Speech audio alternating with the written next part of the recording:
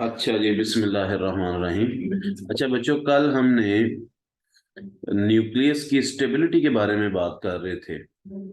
तो इसमें कल मैंने यहाँ तक आपको पढ़ाया था, ये आपको नजर आ रही होगी। पेंसिल का साइन मैंने यहाँ पे रखा हुआ है। ये हमने लास्ट में जो चीज पढ़ी थी ना, F is equal to m - a over n+p। यानी कल जो मैंने इक्वेशन बताई थी वो तो थी ना m - a our a atomic mass के लिए था, और एटॉमिक मास को number of neutron plus number of proton लिख सकते हैं n+p मल्टीप्लाई बाय 10⁴। ये आप अपनी बुक सामने रख के पढ़ सकते हैं। और यहाँ पे ये देखें, पैकिंग फ्रैक्शन का एक फार्मूला ये भी लिखा हुआ है, isotopic mass minus mass number over nucleons. Nucleons भी बेसिकली मास नंबर को ही कहते हैं। न्यूक्लियॉन्स कहते हैं number of proton plus number of neutron को, मल्टीप्लाई बाय 10⁴। तो ये पैकिंग फ्रैक्शन की इक्वेशन थी जो प्रीवियस लेक्चर में हमने अपनी क्लास के अंदर पढ़ लिया था। तो आज हम ये देखते हैं कि पैकिंग फ्रैक्शन के साथ न्यूक्लियस की स्टेबिलिटी का क्या ताल्लुक है। तो ये नीचे कुछ पैराग्राफ दिए गए हैं जिनमें एक्सप्लेन किया गया है कि पैकिंग फ्रैक्शन का क्या ताल्लुक है स्टेबिलिटी ऑफ न्यूक्लियस के साथ। तो ये पहला पॉइंट है, when value of packing fraction यानी F of a nuclide, nuclide भी न्यूक्लियस को ही कहते हैं, is negative quantity then the nuclide would be stable. अगर पैकिंग फ्रैक्शन की वैल्यू नेगेटिव हो तो न्यूक्लियस स्टेबल होता है।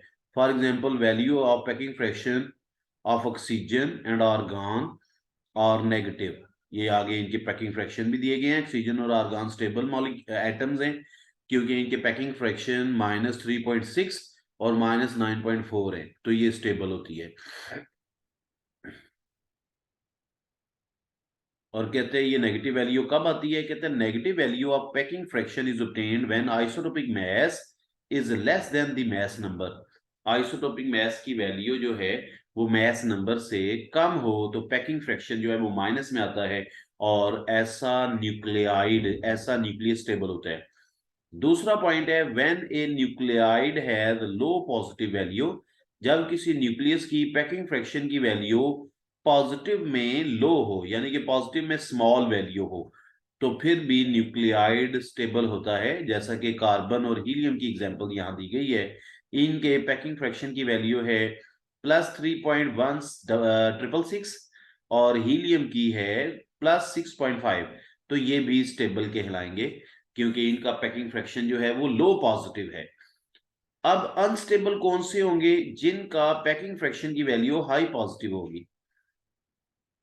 ये उर्दू में भी लिखा हुआ है, अगर पैकिंग फ्रैक्शन ज्यादा मुस्बत हो तो न्यूक्लियस काफी गैर मुस्तकम हो जाएगा और अपने आप को टूट फूट का शिकार हो जाएगा।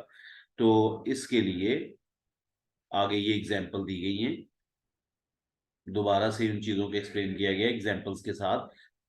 कार्बन और helium has low positive values for the packing fraction. पहले मैंने पढ़ी है ये पैकिंग फ्रैक्शन, और इस वजह से ये क्या है, ये स्टेबल है। आगे oxygen has negative value, oxygen की बात भी की है, इसकी पैकिंग फ्रैक्शन की वैल्यू नेगेटिव है, तो ये भी स्टेबल है। ट्रांजिशन एलिमेंट्स जैसा कि मोलिब्डेनियम, टेक्नीशियम, रुथनियम, रोडियम, प्लाडियम, आर्जेंटम वगैरह का जिक्र किया गया है, which have mass number in the neighbourhood of 45 has lowest negative value. इनकी पैकिंग फ्रैक्शन की वैल्यू भी नेगेटिव है, और hence the nuclei of these element highly stable. यानी कि नेगेटिव वैल्यू के अंदर भी काफी स्मॉल लोएस्ट नेगेटिव वैल्यू है, तो ये भी काफी ज्यादा स्टेबल होते हैं, ये जिन न्यूक्लियाई का हमने जिक्र किया है। आगे अब अनस्टेबल कौन से, ये दो पॉइंट्स आगे वाले इसको एक्सप्लेन करेंगे। Value of packing fraction is positive, low positive of element having the mass number more than 190। कहते हैं उन न्यूक्लियाइड का पैकिंग फ्रैक्शन जिनका मास नंबर 190 के करीब करीब होता है, उनका पैकिंग फ्रैक्शन पॉजिटिव होगा। और इससे क्या होगा, कहते हैं इस नंबर से ऊपर वाले अनासर का पैकिंग फ्रैक्शन मुस्बत होते हैं, यानी कि 190 से ऊपर वालों के पैकिंग फ्रैक्शन पॉजिटिव होते हैं। It become more positive as the mass number increases. और जब 190 से ऊपर चलता जाएगा, मास नंबर इनका 190 से ऊपर चलता जाएगा, तो इनका पैकिंग फ्रैक्शन ज्यादा पॉजिटिव होता चला जाएगा। This show the stability of these isotope goes on decreasing, और जैसे जैसे पैकिंग फ्रैक्शन की वैल्यू पॉजिटिव में इंक्रीज होती चली जाएगी, पॉजिटिव में जितनी बड़ी होती चली जाएगी वो अनस्टेबल होते चले जाएंगे। और उसकी वजह क्या है? Increase in their mass number, क्योंकि उनका मैस नंबर बढ़ रहा है। तो पैकिंग फ्रैक्शन के कॉन्सेप्ट के मुताबिक जैसे जैसे मैस नंबर इंक्रीज होता है वैसे वैसे पैकिंग फ्रैक्शन भी बढ़ता चला जाता है, और आइसोटोप यानी न्यूक्लियाई यानी कि न्यूक्लियाइड, तीनों वर्ड बोल सकते हैं, आइसोटोप, न्यूक्लियाई या न्यूक्लियाइड, ये अनस्टेबल होते चले जाते हैं। when mass number is more than 230, अब ये बहुत ज्यादा अनस्टेबल न्यूक्लियाइड की बात कर रहे हैं, जब मैस नंबर 230 से भी ज्यादा हो जाए, they have very high positive value for their packing fraction and hence are highly unstable.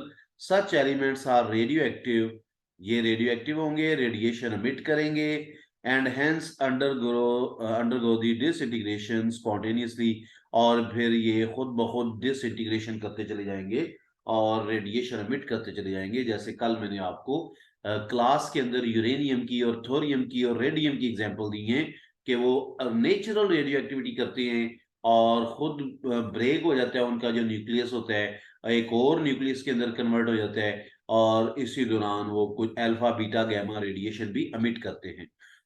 अब आगे आ जाते हैं जी, स्टेबिलिटी को एक्सप्लेन करने के लिए एक और कॉन्सेप्ट है, ये दो ही कॉन्सेप्ट हमारे सिलेबस में, इन्हीं को हम पढ़ेंगे। पैकिंग फ्रैक्शन के बाद दूसरा फैक्टर जो stability of isotopes, stability of nucleus को डिस्कस करता है, वो है mass defect, delta M, mass defect and binding energy. इन दोनों बातों को हम इकट्ठा करेंगे जिससे हमें किसी न्यूक्लियस की स्टेबिलिटी की समझ आएगी। तो मैस डिफेक्ट क्या है, बाइंडिंग एनर्जी क्या है, तो डेफिनेशन तो इस पैराग्राफ के एंड में आएगी, लेकिन इसका कॉन्सेप्ट आप देख लें। Number of an atom contain proton and neutron, sorry nucleus of an atom, ये आपके नॉलेज में है कि न्यूक्लियस के अंदर प्रोटॉन न्यूट्रॉन दोनों चीजें होती हैं। Mess of electron is negative, is negligible because almost the entire mass of atom is concentrated in the nucleus। ये बातें आपके इल्म में है कि इलेक्ट्रॉन का जो मैस होता है वो निग्लिजिबल होता है, वो थोड़ा होता है, और सारा मैस जो एक एटम का होता है वो न्यूक्लियस में कंसंट्रेटेड होता है। If mass of electron is also considered, अगर इलेक्ट्रॉन के मैस को कंसीडर किया जाए, it has been found that the actual mass of an atom is determined by mass spectrography is always less than the sum of masses of proton, neutron and electron present in an atom, in the atom।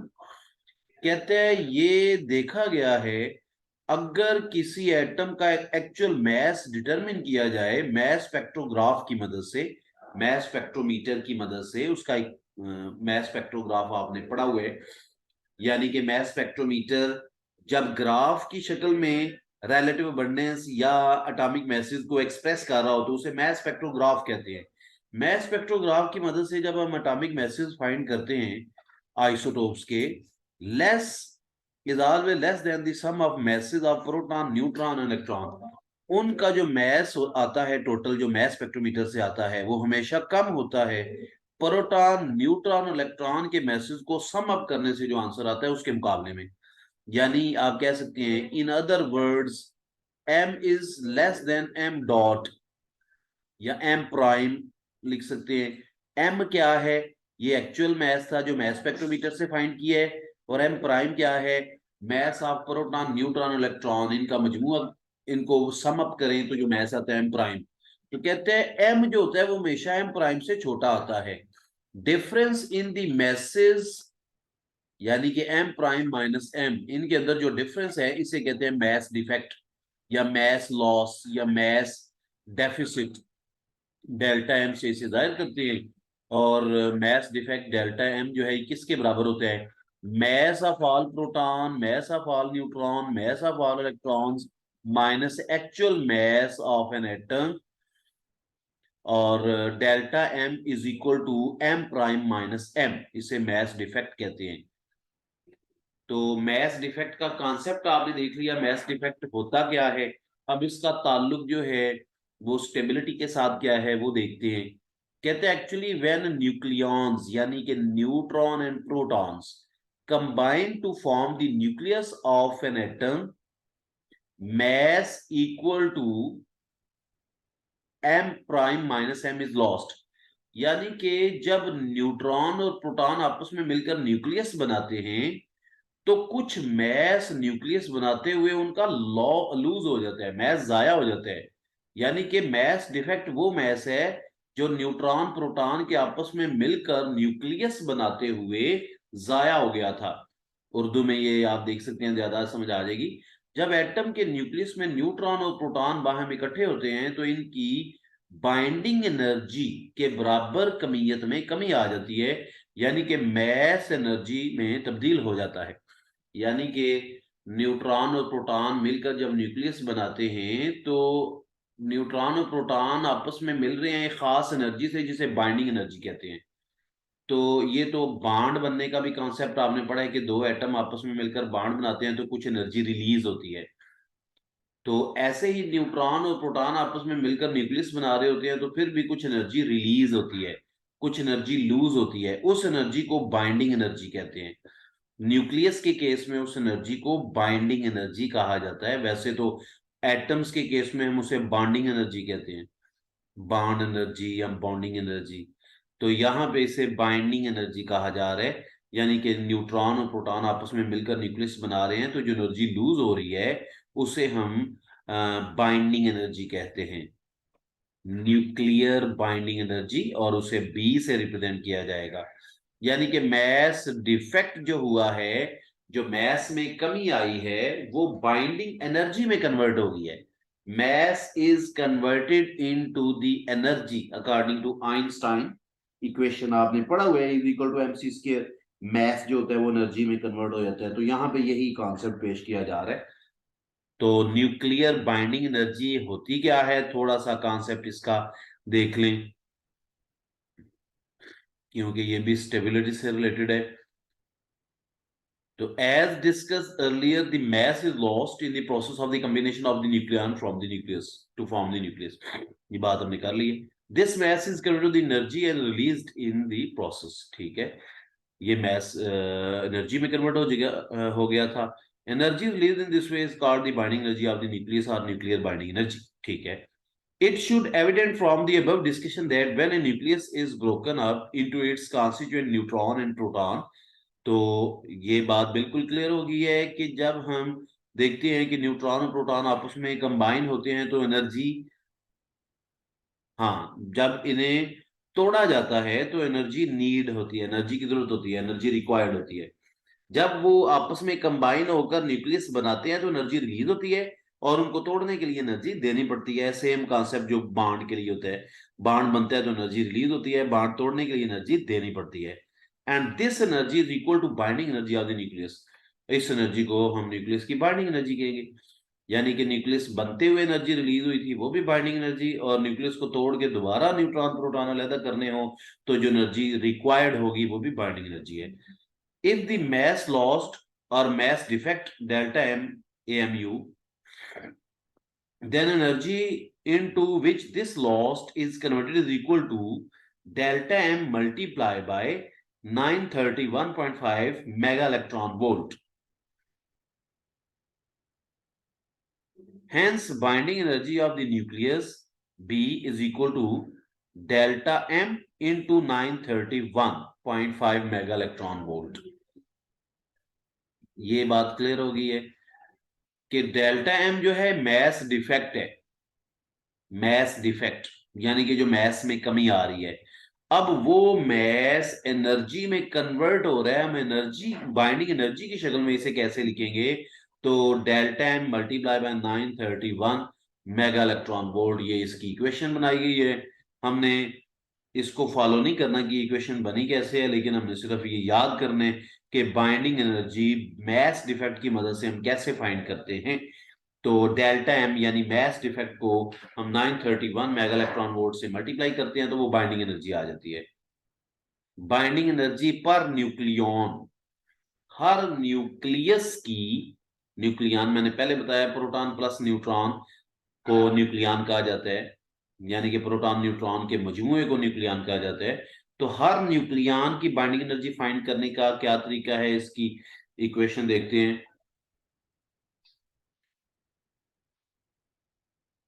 जी अस्सलाम वालेकुम Iqbal sir. Chemistry का नहीं, मैं नहीं देखा, नवेद साहब ने बनाया सी। आए ने भेजन। ठीक है, केड़े नोमी च। ठीक भेजना। अच्छा, ये मैं कंप्लीट करता हूँ और फिर मैंने वो थोड़ा सा काम, फिर नया लेक्चर दोबारा बनाऊंगा। तो binding energy of a nucleus divided by sum of protons and neutrons, यानी nucleon present in the nucleus is called binding energy per nucleon. यानी कि जो बाइंडिंग एनर्जी ऊपर मैंने इक्वेशन बताई थी, delta m multiply by 931 mega electron volt, binding energy को divide करें प्रोटॉन प्लस न्यूट्रॉन यानी न्यूक्लियन नंबर से। ठीक है, this is called binding energy per nucleon. तो ये इसकी इक्वेशन है, binding energy per nucleon is equal to binding energy of the nucleus b divided by number of nucleon in the nucleus. तो ये बनेगा बी प्राइम या b bar. तो binding energy mass defect multiplied by 931 mega electron volt divided by number of nucleons in the nucleus, ये हमारे पास binding energy per nucleon आ जाएगा।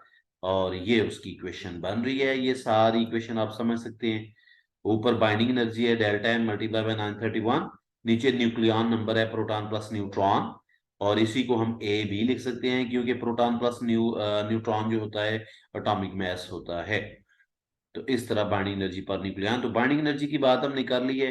तो binding energy की या मैस डिफेक्ट की मदद से हम स्टेबिलिटी को समझ सकते हैं।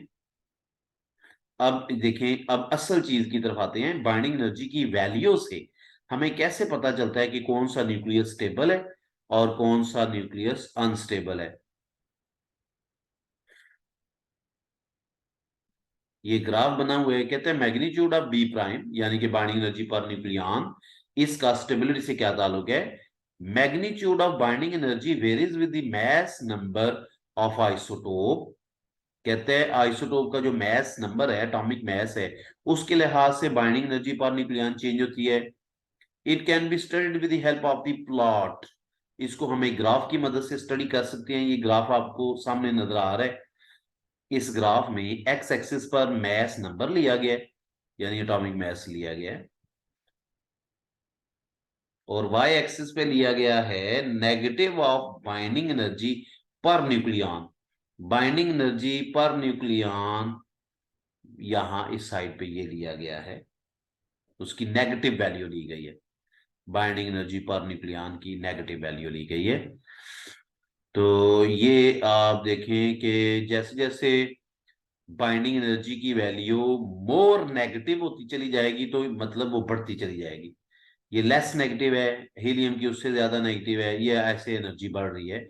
ये सात वैल्यूज आपको नजर आ रही होंगी। आयरन की ये मैस है, यानी कि मैस नंबर के साथ बाइंडिंग एनर्जी का ताल्लुक है।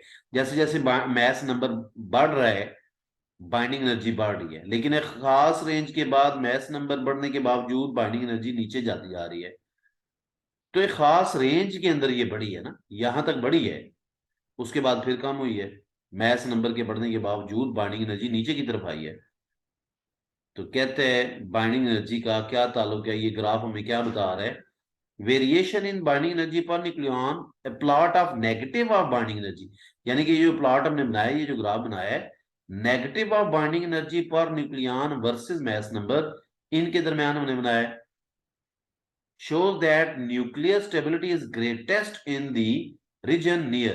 कहते हैं जो स्टेबिलिटी है वो सबसे ज्यादा है किस नियर में, किस रीजन में, आयरन 56, इसके करीब करीब स्टेबिलिटी सबसे ज्यादा है। यानी कि ये ग्राफ हमें शो कर रहा है जैसे जैसे एटॉमिक मास बढ़ रहा है स्टेबिलिटी बढ़ रही है, आयरन के करीब तक बढ़ी है और फिर कम होना शुरू हो गई है। इसी बात को ये एक्सप्लेन कर रहा है ये ग्राफ जो है। और आगे कहता है this is the graph between binding energy per nucleon of A number of isotopes and their corresponding mass number. This plot is called binding energy curve.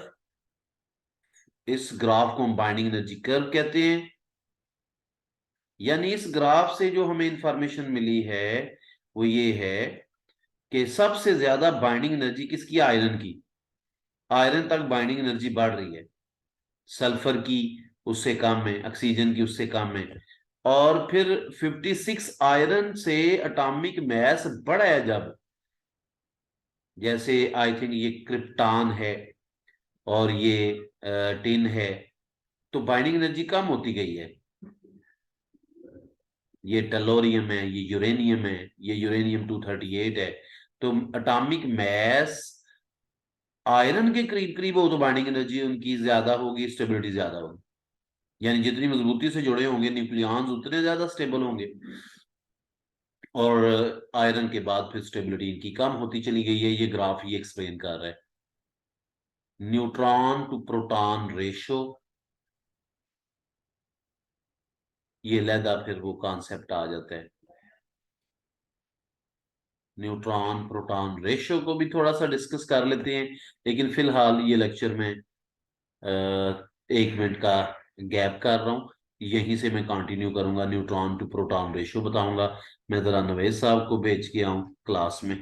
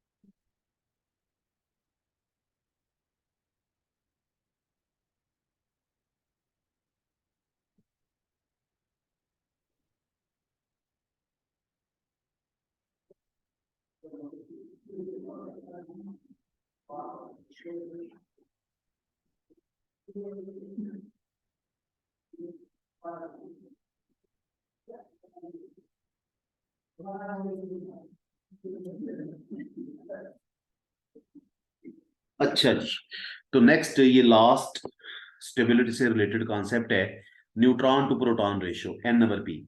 To have a good understanding of nuclear stability, कहते हैं nuclear stability को आप अगर अच्छा समझना चाहते हैं तो look at the table 5.2। Table 5.2 देख लेते हैं जी, क्या बता रहा है टेबल 5.2।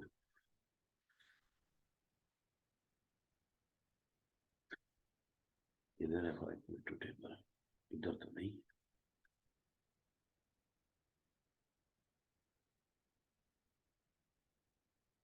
सात नंबर ही नहीं, हाँ ये है, ये तो ग्राफ है। टेबल 5.2 ये है, ठीक है। इसे देखते हैं, पहले इसका कॉन्सेप्ट देखते हैं क्या बताया जा रहा है 5.2 टेबल में। कहते हैं दिस टेबल शोज दैट, अच्छा जी, it contain neutron proton ratio value for some nuclides. कुछ आइसोटोप्स की न्यूट्रॉन टू प्रोटॉन रेशियो इस ग्राफ में, इस टेबल में दी गई है। This table shows that neutron और प्रोटॉन वैल्यू, यानी कि न्यूट्रॉन प्रोटॉन की जो रेशियो है of the stable nuclide is equal to 1 और ग्रेटर देन 1। यानी कि जो न्यूक्लियाइड स्टेबल हैं उनकी न्यूट्रॉन टू प्रोटॉन रेशियो या तो 1 है या 1 से ज्यादा है। The value of neutron over proton ratio for light stable nuclide up to calcium is equal to 1। कहते हैं वो न्यूक्लियाइड जो हल्के यानी थोड़े स्टेबल हैं उनकी ये न्यूट्रॉन प्रोटॉन रेशियो की वैल्यू जो है वो 1 के बराबर है फॉर हैवी न्यूक्लियाइड। और वो न्यूक्लियाइड, वो आइसोटोप जो हैवी का मतलब है जिनका एटॉमिक मास ज्यादा होता है, neutron proton ratio value is greater than 1, जिनकी न्यूट्रॉन प्रोटॉन रेशियो 1 से ऊपर है, हैवी न्यूक्लियाइड है ये। Let us plot a graph between the number of proton neutron present in this table, nuclide of various elements. This graph is called surge chart. इस graph को हम surge chart कहते हैं। ये जो नीचे ग्राफ बना हुआ है surge chart, this graph is called surge chart. इसमें एक्स एक्सिस पर प्रोटॉन नंबर या एटॉमिक नंबर लिया गया है, वाई एक्सिस पे न्यूक्लियन नंबर लिया गया है। तो जाहिर है जैसे जैसे प्रोटॉन नंबर बढ़ते हैं साथ न्यूट्रॉन भी बढ़ते हैं, तो न्यूक्लियन नंबर भी बढ़ता है। अच्छा जी, ये सर चार्ट क्या बता रहा है? कहते हैं it is also called stability belt, इसे स्टेबिलिटी बेल्ट भी कहते हैं सर चार्ट को। Straight line shown in the graph is an imaginary line. कहते हैं ये जो स्ट्रेट लाइन है ये बिल्कुल सीधी जो जा रही है, ये वाली, ये इमेजिनरी लाइन है, ये वाली, this is imaginary line at which neutron और प्रोटॉन, न्यूट्रॉन प्रोटॉन इक्वल है। यानी कि अगर न्यूट्रॉन प्रोटॉन इक्वल हो तो ये बिल्कुल स्ट्रेट लाइन आती है। लेकिन न्यूट्रॉन और प्रोटॉन और न्यूट्रॉन और प्रोटॉन की रेशियो का आंसर 1 आता है। स्ट्रिप और zone shown in the figure is called zone of stability.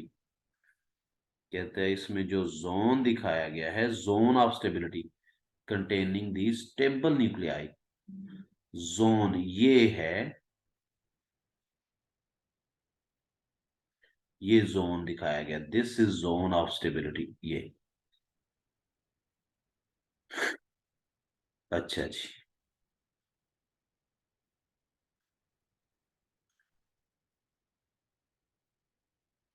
Zone of stability, strip और जोन यानी कि पट्टी जो बनी हुई है या जो जोन बना हुआ है इसे जोन ऑफ स्टेबिलिटी कहते हैं। Reason is that most of the stable nuclei, यानी जो नॉन रेडियो एक्टिव न्यूक्लियाई हैं, line within this zone. जो नॉन रेडियो एक्टिव हैं यानी स्टेबल हैं वो इस जोन के अंदर अंदर होंगे। This strip goes on widening, ये स्ट्रिप चौड़ी होती चली जाएगी as number of proton increases, जैसे जैसे प्रोटॉन्स की तादाद बढ़ती चली जाती है। Nuclei whose neutron or proton value lies above or below this belt are radioactive and hence spontaneously disintegrate to give the stable nuclei. लेकिन जिनकी न्यूट्रॉन प्रोटॉन रेशियो जो है, न्यूट्रॉन प्रोटॉन रेशियो इस बेल्ट से ऊपर या नीचे चली जाएगी, ये है जोन ऑफ स्टेबिलिटी। इससे ऊपर या नीचे हो जाएगी तो वो अनस्टेबल होते चले जाएंगे। जिनके लिए न्यूट्रॉन प्रोटॉन रेशियो बिल्कुल इक्वल है, ये सीधी लाइन आएगी, जिसे हमने क्या नाम दिया था, इस स्ट्रेट लाइन को हमने स्टेबिलिटी बेल्ट का नाम दिया था। और स्टेबिलिटी बेल्ट, और ये जो स्ट्रिप आ रही है यानी कि ये लाइन नहीं है बल्कि एक रीजन आ रहा है, इसे जोन ऑफ स्टेबिलिटी कहते हैं। इस जोन ऑफ स्टेबिलिटी से ऊपर या नीचे जो चीज आ जाएगी, इससे बाहर चली जाएगी तो वो अनस्टेबल होगी। और स्टेबल कौन है उनके लिए हमने देख लिया, एन आवर पी की वैल्यू जिनके लिए 1 है, या एन आवर पी की वैल्यू 1 है तो वो स्टेबल होंगे। और ये किन के लिए होती है, जिनमें न्यूट्रॉन प्रोटॉन आपस में इक्वल होते हैं।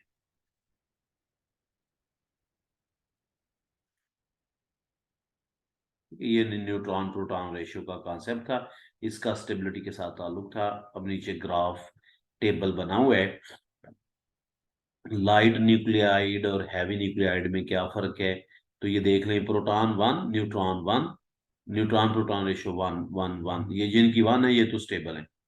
और जिनकी 1 से ऊपर जाती जा रही है अब ये अनस्टेबल होंगे और ये रेडियो एक्टिव होंगे। ठीक है, हैवी न्यूक्लियाइड क्योंकि न्यूट्रॉन प्रोटॉन रेशियो 1 से बड़ी है।